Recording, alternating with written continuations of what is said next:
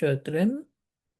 அ இந்த நாளிலும் அ நம்ம வந்து அம் அ இப்போ நம்ம வந்து நமக்கு அம் காட் அம் அ தேவன வந்து அ அ அவரை தரிசிச்சு அ அவர் இப்போ அவர் இருக்கிற இடத்துல அ அவர பார்த்து, அவரை தரிசிச்சு, அ அது வந்து அம் அ எல்லாரும் என்ன பண்ணதில்ல, இதுவரைக்கி அ காட வந்து நேரடியா பார்த்ததில்ல. ஆனா தேவன வந்து அ அவர் தம்மை வந்து அ சிலர் வேதத்தில நம்ம பார்க்க முடியும். ஆ இப்போ சிலருக்கும் அவங்களுக்கு வந்து அவர் தம்மை வெளிப்படுத்தி, அவர் அவர் எப்படி அவர் எப்படி இருக்கிறார்? அவர் எங்க இருக்கிறார்? எப்படி இருக்கிறார்? அப்படின்றத தம்மை வெளிப்படுத்தி நம்ம வேதத்தில நெறைய இடத்துல நம்ம பார்க்க முடியும். ஆ அதில அ ரொம்ப விசேஷமா நமக்கு தெரிஞ்சது என்னன்னா, காட் வந்து அவர் எங்க இருக்கிறாரு? பரலோகத்துல தம்முடைய சிங்காசனத்துல அவர் என்ன பண்ணியிருக்கிறார்? வீற்றிருக்கிறவரா இருக்கிறார். ஆம், இ இந்த ஒரு இந்த ஒரு ரெவலேஷன் இந்த ஒரு வெளிப்பாடு, ஆ இது வந்து உலகத்துல இருக்கிற எல்லாருக்கும் இருக்கான்னு கேட்டா, அது தெரியாது. ஆனா, நமக்கு வந்து தேவன் வந்து அவருடைய சத்தியத்தின் மூலமா நமக்கு வந்து அவர் தம்மை வெளிப்படுத்தியிருக்கிறார். ஆம். நம்ம வந்து நம்ம மைண்ட்ல வந்து இந்த ஒரு பிக்சர் காட் வந்து அ அவரு தம் பரலோகத்துல அவருடைய சிங்காசனத்துல வீற்றிருக்கிறவர். அவர் எப்படி ஒரு ராஜா வந்து ஒரு சிங்காசனத்துல இருக்கும்போது, அந்த ராஜ்யத்த வந்து அவர் தம்முடைய சிங்காசனத்திலிருந்து என்ன பண்ணுவாரு? ஆளுவார். அ அங்க இருந்து என்ன பண்ணுவார்? எல்லா முடிவுகள், எல்லா த கட்டளைகள்லாம் வெளிப்படும். ஒரு ராஜா வந்து ஒரு ராஜ்யத்த வந்து அவருடைய சிங்காசனத்துல இருந்துட்டு என்ன பண்ணுவாரு? உலக பிரகாரமா ஒரு ராஜா என்ன பண்ணுவாங்க? ஆம் அ ராஜ்யம் பண்ணுவாங்க. அவங்களுடைய ராஜ்யத்த அவங்க ஒரு சிங்காசனத்துல வீற்றிருந்து என்ன பண்ணுவாங்க? அத வந்து பண்ணுவாங்க. அது அது வந்து ஒரு அம் எப்படி காட் வந்து அவர் இந்த சர்வத்தையும் படைத்த ஆளுக கர்த்தர். அ அவர் எப்படி அவர் வந்து ராஜ்யம் பண்றார். அத வந்து அதுக்கு ஒரு மாடலா நம்ம நம்ம அறிஞ்சு கொள்ற மாரி இந்த உலகத்துல உள்ள ராஜாக்கள் அவங்களுடைய சிங்காசனத்திலேருந்து அவங்களுக்கு இருக்கிற ராஜ்யத்த, அவங்களுக்கு இருக்கிற நாட்ட அவங்க என்ன பண்ணுவாங்க? அ ஆண்டு கொண்டு இருப்பாங்க.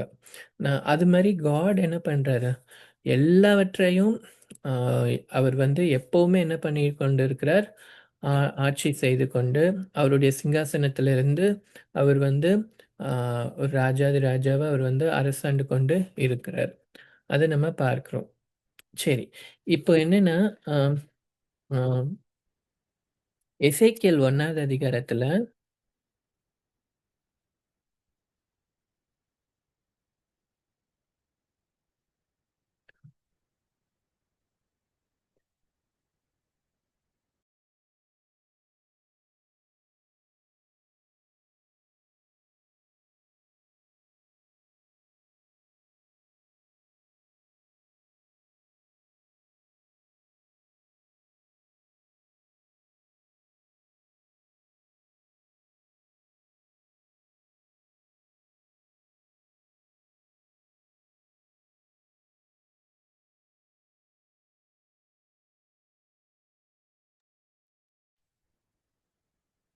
ஓகே.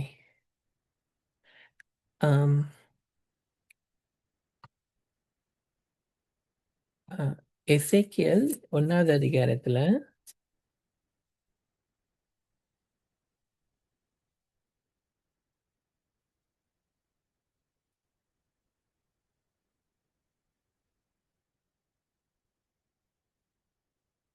எசேக்கியேல் 1வது அதிகாரத்துல அ எசேக்கியேல் ஆம் அவர் வந்து ஒரு ஆம் அ கேபார் நதி அண்டையில அவர் இருக்கும்போது, அவர் என்ன பண்ணுவாரு? ஒரு தரிசனத்த பார்ப்பாரு.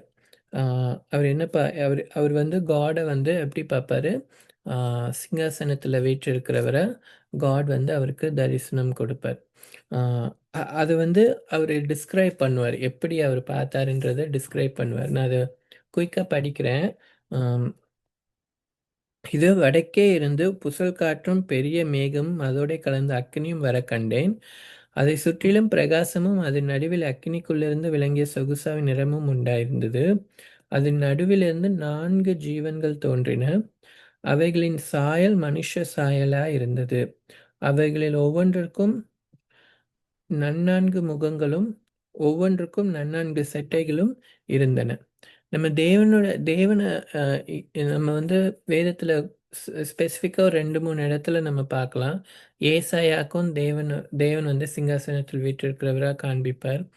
ஆம், வெளிப்படுத்தின விசேஷத்தில் பார்த்தீங்கன்னா யோவான் வந்து தேவனை அவருடைய சிங்காசனத்தில் வீற்றிருக்கிறவராக பார்ப்பாங்க.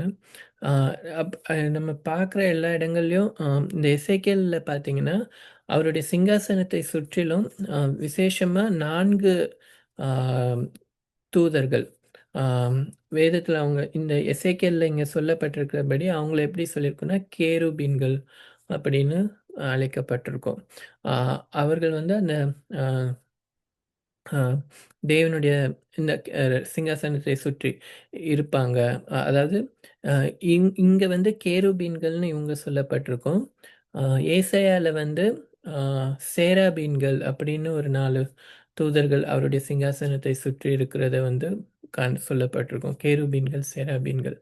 இந்த கேருபீன்கள் பார்த்தீங்கன்னா 4 பேருக்கும் எப்படி இருக்கும்னா ஒவ்வொருத்தருக்கும் 4 முகம் இருக்குமா. ஒவ்வொரு டைரக்ஷன்ல பார்க்குற மாதிரி 4 முகம் இருக்கும். அந்த முகம் எப்படின்னா ஒன்று வந்து மனுஷ சாயலாகவும் வலது பக்கத்தில் 4 மனுஷ சாயமும் மனுஷ முகமும் சிங்க முகமும் இடது பக்கத்தில் 4 எருது முகமும் கழுகு முகமும். என்னென்ன முகங்கள்லாம் இருக்குன்னா அந்த 4ல் ஒன்று மனுஷ முகம், இன்னொன்று வந்து சிங்க முகம், இன்னொன்று எருது முகம், இன்னொன்று வந்து கழுகு முகம். ஸோ அந்த 4 முகங்களோட இருக்கும். அதே மாதிரி இந்த கேருபீன்களுக்கு பார்த்தீங்கன்னா 4 செட்டைகள் இருக்கும் அப்படின்னு சொல்லப்பட்டிருக்கு. 4 செட்டைகளை அடித்து ஒரு ஒரு செட்டையும் இன்னொரு செட்டையோட ஒன்றோடு ஒன்று ஒட்டி இருந்து 4 செட்டைகள் இருக்கும் அப்படின்னு சொல்லப்பட்டிருக்கும். இது இது இது இது வந்து இது மாத்திரம் இல்லை, இது இது கூட அந்த 4 ஜீவன்களை சுற்றி என்ன இருக்கும்னா சுற்றி கண்களா உடைய ஒரு சக்கரம் இருக்கும் அப்படின்னு சொல்லப்பட்டிருக்கும் ஒவ்வொரு ஜீவன் பக்கத்துலயும். அப்புறம் இந்த ஜீவன்களுக்கு மேல வந்து ஒரு என்ன சொல்லப்பட்டிருக்கும்னா இந்த ஜீவன்கள் அப்படியே போகும், முன்னாடி பின்னாடி அப்படியே போகும். அதுக்கு மேல வந்து ஒரு பெரிய என்ன இருக்கும்னா ஒரு மண்டலம் மாதிரி இருக்கும். அவைகளுடைய தலைகளுக்கு மேலான மண்டலத்தின் மேல் இருந்து ஒரு சத்தம் பிறந்தது. அந்த மண்டலத்தின் மேல் என்ன இருக்குன்னா நீல ரத்தினம் போல் விளங்கும் ஒரு சிங்காசனத்தின் சாயல். நீல ரத்தினத்துல ஒரு சிங்காசனம் இருந்தது. அந்த சிங்காசனத்தில் மனுஷ சாயலுக்கு ஒத்த ஒரு சாயலும் இருந்தது. அவருடைய இடுப்புக்கு காணப்பட்டதும் இடுப்பு கீழே என்ன இருந்ததுன்னா அக்னிமயமான சொகுசாவின் நிறம் இருந்தது. இடுப்பாக காணப்பட்டது கீழெல்லாம் அக்னிமயமாகவும் அதை சுற்றிலும் பிரகாசமாகவும் இருக்க கண்டேன். மழை பெய்யும் நாளில் மேகத்தில் வானவில் எப்படி காணப்படுகிறதோ அப்படியே சுற்றிலும் உள்ள அந்த பிரகாசம் காணப்பட்டது. நம்ம இங்க இன்னொரு நிறைய இடத்துல பார்க்க முடியும். அவருடைய சிங்காசனத்தை சுற்றி வானவில் மாதிரி பிரகாசம் இருந்தது அப்படின்னு சொல்லப்பட்டிருக்கும். வானவில் அதாவது எல்லா கலர்ஸும் நிறைய கலர்ஸ் உள்ள ஒரு வெளிச்சம் அவரை சுற்றி இருக்கும், அவருடைய சிங்காசனத்தை சுற்றி இருக்கும் அப்படின்னு விவரிக்கப்பட்டிருக்கு. இதுவே கர்த்தருடைய மகிமையின் சாயலுக்குரிய தரிசனமா இருந்தது. இதை நான் கண்டபோது முகம் குப்புற விழுந்தேன். ஆமா. இங்க வந்து நம்ம இதுக்கு இது எப்படி நம்ம பார்க்கலாம்னா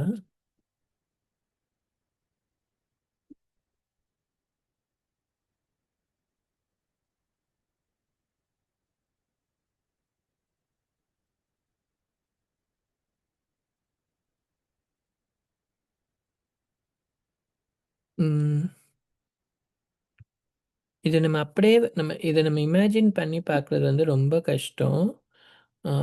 என்ன மாதிரி இருக்கும்னு. பட் ஆனால்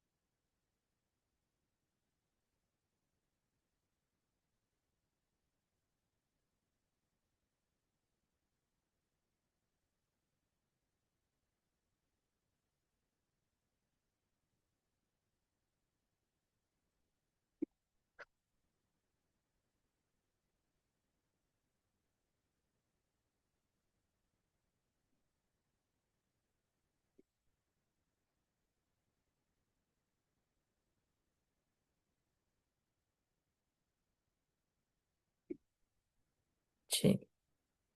ஆ, சரி. இதுல இவரு எசேக்கியேல் இந்த மாதிரி பார்த்திருக்கிறாரா?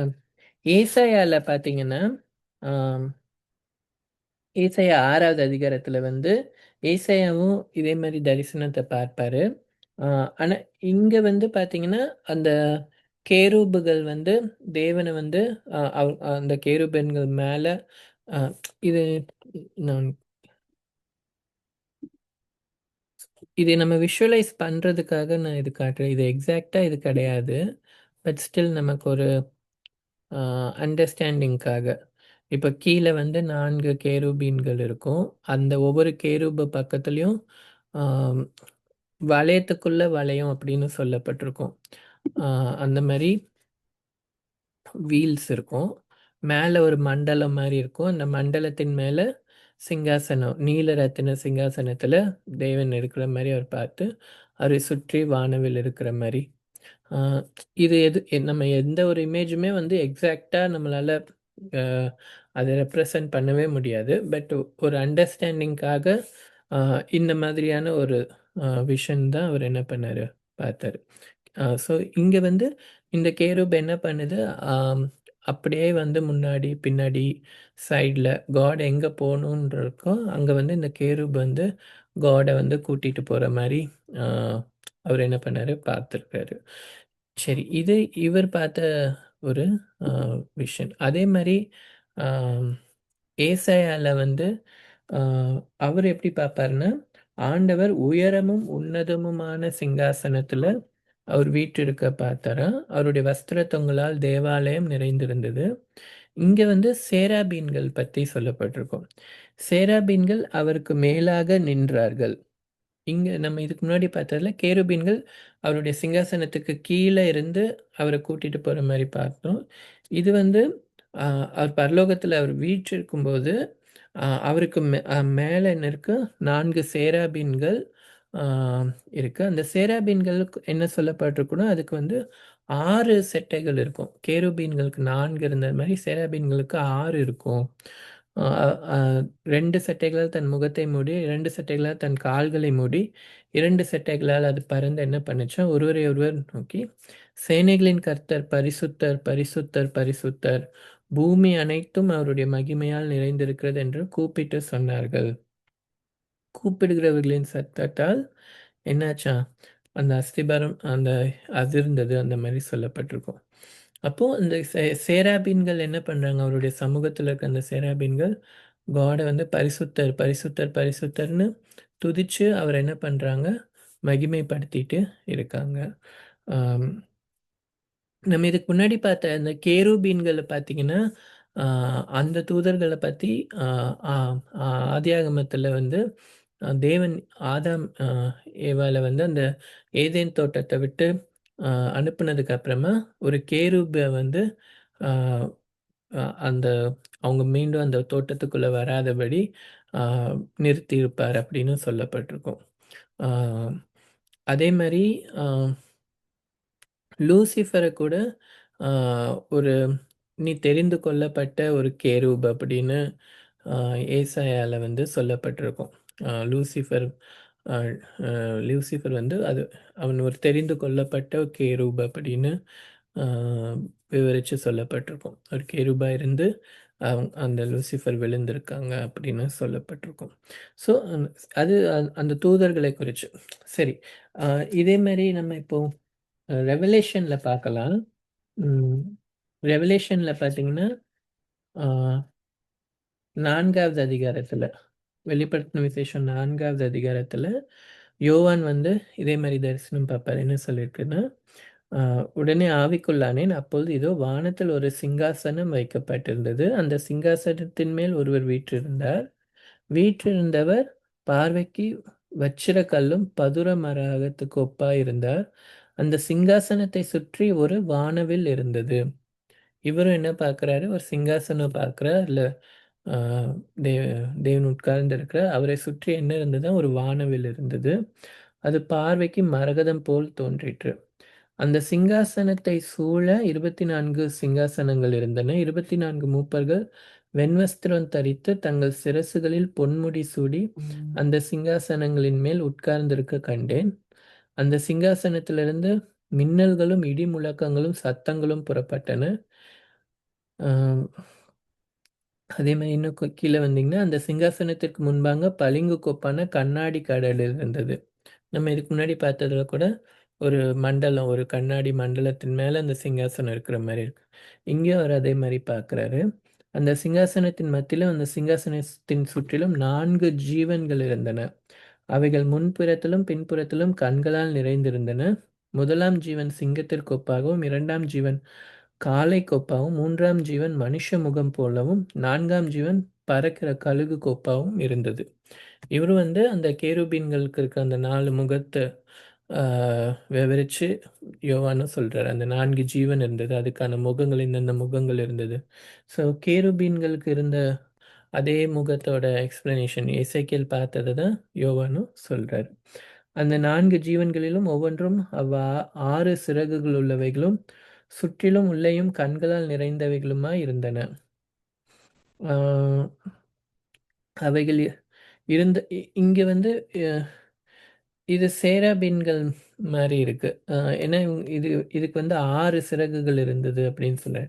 சேராபீன்களுக்கு தான் 6 சிறகுகள் இருந்ததுன்னு நம்ம பார்த்தோம். ஆஹ் அவைகளும் என்ன பண்ணுச்சா, கர்த்தர் பரிசுத்தர் பரிசுத்தர் என்று இரவும் பகலும் ஓயாமல் சொல்லி கொண்டிருந்தனர். ஸோ நம்ம இங்கேயும் நம்ம என்ன பார்க்குறோம், அந்த அவர் தேவன் வீற்றிருக்கிற அந்த செட், அந்த ஒரு மகிமையாக அவர் இருக்கிற இடத்த வந்து யோவானும் என்ன பண்ணுறாரு பார்க்க. ஸோ நம்ம எல்லாரும் பார்த்தீங்கன்னா எல்லாமே ஒரு சிமிலராக ஒரே மாதிரி தான் சொல்லுவாங்க. எப்படி பார்த்தாங்க, அவருடைய சிங்காசனம் எப்படி இருந்தது, அதை சுற்றி வானவில் இருந்தது, கேருபீன்கள் சேராபீன்கள் இருந்திருக்காங்க. அப்போ அப்போ நம்ம வந்து நமக்கு வந்து அது ஒரு அந்த விஷன் வந்து நமக்கு எப்போவுமே நம்ம மைண்டில் இருக்கணும். காட் வந்து he seated on his throne. அவர் அவர் வந்து என்ன பண்ணி கொண்டிருக்கிறார், ராஜரீகம் பண்ணி கொண்டிருக்கிறார். அவர் உலகத்தை எல்லாவற்றையும் சர்வத்தையும் படைத்து அவர் என்ன பண்ணி கொண்டிருக்கிறார், ஆண்டு கொண்டிருக்கிறார். ஏசாயால பார்த்தீங்கன்னா இதை வந்து இன்னும் அழகா வந்து ஒரு போயம் மாதிரி சொல்லப்பட்டிருக்கும். ஏசாயா 40வது அதிகாரத்துல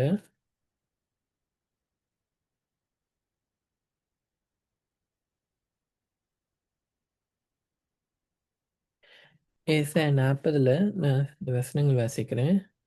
ஆம்,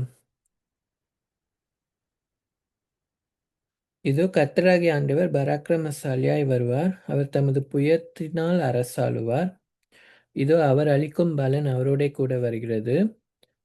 தண்ணீர்களை தமது கைப்பிடியால் அளந்து வானங்களை ஜானளவாய் பிரமாணித்து பூமியின் மணலாய் மரக்காலில் அடக்கி பர்வதங்களை தூளாக்கும் மலைகளை தராசிலும் நிறுத்தவர் யார்?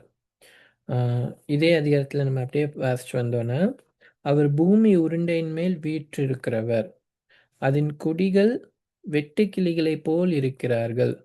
அவர் வானங்களை மெல்லிய திரையாக பரப்பி அவைகளை குடியிருக்கிறதற்கான கூடாரமாக விரிக்கிறார். இங்க என்ன சொல்லப்பட்டிருக்கு, அவர் பூமி உருண்டையின் மேல் வீற்றிருக்கிறவர். பூமி உருண்டையின் மேல் வீற்றிருக்கிறவர்னு இங்க சொல்லப்பட்டிருக்கிறது எப்படின்னா, நம்ம பூமி மேல வீற்றிருக்கிறாருன்னு இல்லை. இப்ப நம்ம கீழே இருந்து நம்ம இப்போ வானத்தை பார்க்கும்போது நமக்கு வானம் எப்படி இருக்கும், ஒரு ஒரு சர்க்கிளாக இருக்கும். இது இங்கிலீஷில் பார்த்தீங்கன்னா சர்க்கிள் ஆஃப் சர்க்கிள்ன்ற வேர்டு சொல்லப்பட்டிருக்கும். அப்போ வானம் வந்து நமக்கு எப்படி தெரியும்னா, ஒரு கடல்ல இருந்தோ இல்லை எங்கேருந்தோ நம்ம மேலே பார்த்தோன்னா வானம் வந்து நமக்கு ஒரு சர்க்கிளாக இருக்கிற மாதிரி தான் இருக்கும். அப்போ அந்த சர்க்கிள் மேலே யார் இருக்கிறாருன்னா காட் வீற்று இருக்கிறார். ஹெவன்ஸில் அவர் வீற்று இருக்கிறார்ன்றது தான் இங்கே மீன் பண்ணுது. அவருக்கு வந்து பூமியின் குடிகள்லாம் எப்படி இருக்காங்கன்னா ஒரு வெட்டுக்கிளிகளை போல இருக்கிறாங்களாம். வெட்டுக்கிளிகள் எப்படி குட்டியாக அப்படியே பறந்துக்கிட்டு இருக்கிற மாதிரி அவருக்கு எப்படி இருக்குமா, பூமியின் குடிகள் எல்லாம் ஒரு வெட்டுக்கிளிகளை போல இருக்கு. அவர் வானங்களை மெல்லிய திரையாக பரப்பி அவைகளை குடியிருக்கிறதற்கான கூடாரமாக விரிக்கிறார். ஆமா, இந்த யூனிவர்ஸே எப்படி இருக்கு, ஒரு இந்த வானமே அவர் தான் என்ன பண்ணியிருக்கார், எல்லா யூனிவர்ஸை விரிச்சு அதில் குடியிருக்கிறதுக்கு ஏற்ற ஒரு உண்டாக்கி அதில் மனுஷங்களை வச்சு. ஸோ காட் வந்து இதெல்லாம் நம்ம படிக்கும்போது நமக்கு என்ன என்ன நமக்கு தோணணும்னா, அவர் வந்து சிங்காசனத்துல வீற்றிருந்து எல்லாவற்றையும் அரசாளுகிற தெய்வமா இருக்கிறார். அவர் he is always in control. அவர் எப்பவுமே என்ன பண்றாரு? எல்லாமே அவருடைய ஆளுகைக்குள்ள தான் இருக்கு. ஆ, நம்ம லைஃப்ல உள்ள விஷயங்களா இருக்கட்டும், உலக ராஜாக்களை ஏற்படுத்தி தள்ளுகிறதா இருக்கட்டும், எல்லா நிகழ்வுகள் எல்லாமே என்ன என்ன அவருடைய ஆ, அவருடைய கண்ட்ரோல்குள்ள தான், அவருடைய ஆளுகைக்குள்ள தான் என்ன இருக்கு?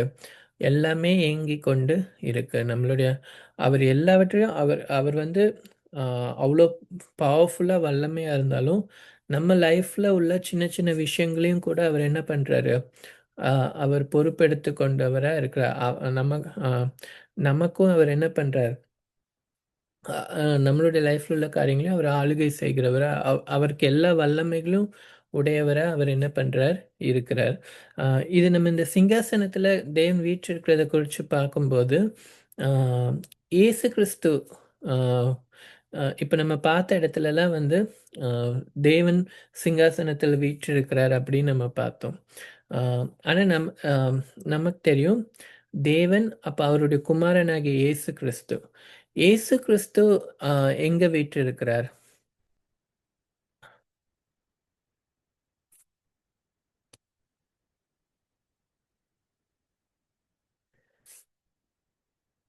அ சரி. எபேசியர் 1:21 பார்த்தீங்கன்னா,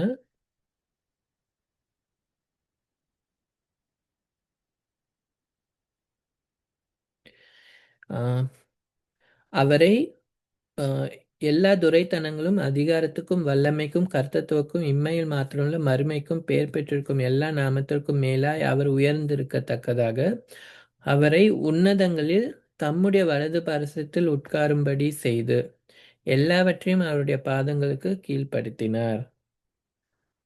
ஆ உன்னதங்களிலே என்ன பண்ணியிருக்காரு? அவரோடு கூட அவருடைய வலது பார்சத்துல யார் இருக்கா?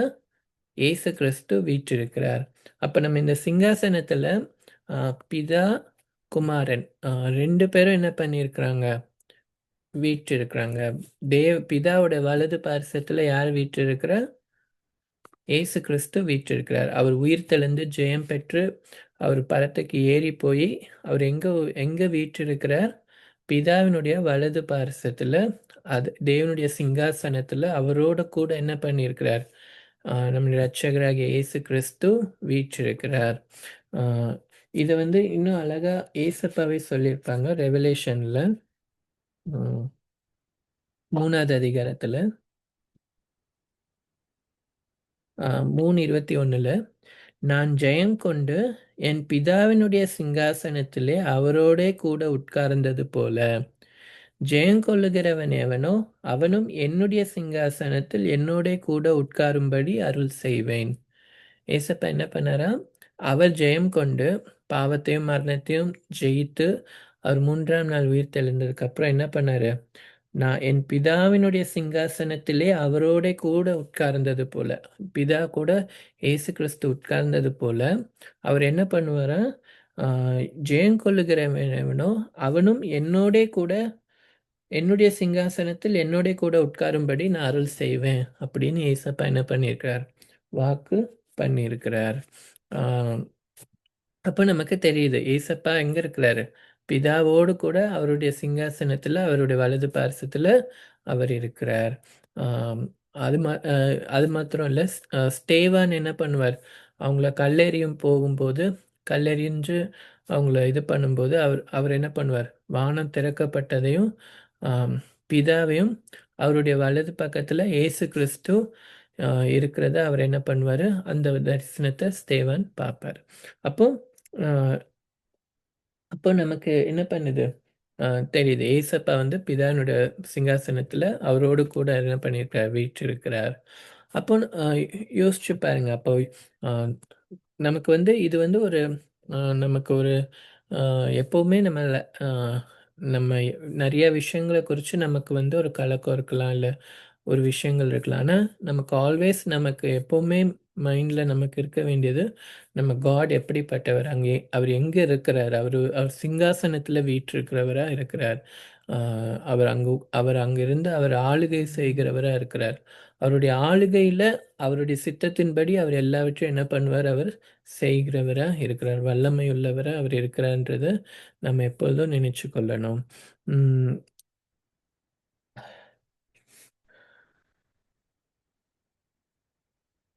அதே மாரி இன்னொன்னு நம்ம யோசிச்சு பார்ப்போம். தேவன் வந்து அவ்வளோ ஒரு வல்லமை உள்ளவரா, சிங்காசனத்தில் வீற்றிருக்கிறவரா இருக்கிறவரு, ஆ என்ன பண்ணாரு? நமக்காக அவர் என்ன பண்ணாரு? இந்த பூமிக்கு இறங்கி வந்தார்.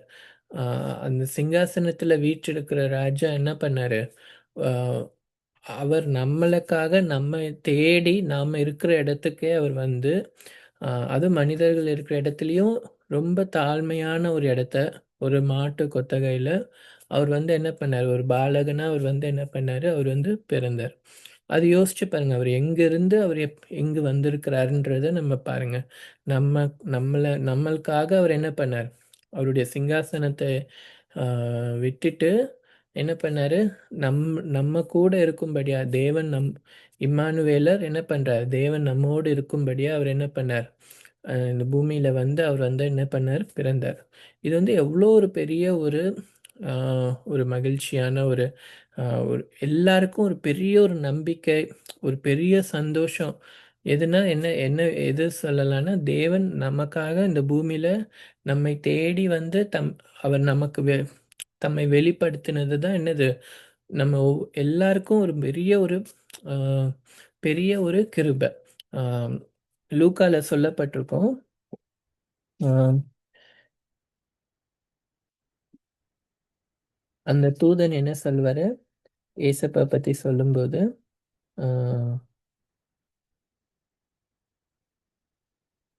ஏசப்பா யாரா வருவார்ன்னு சொல்லப்பட்டிருக்கும்?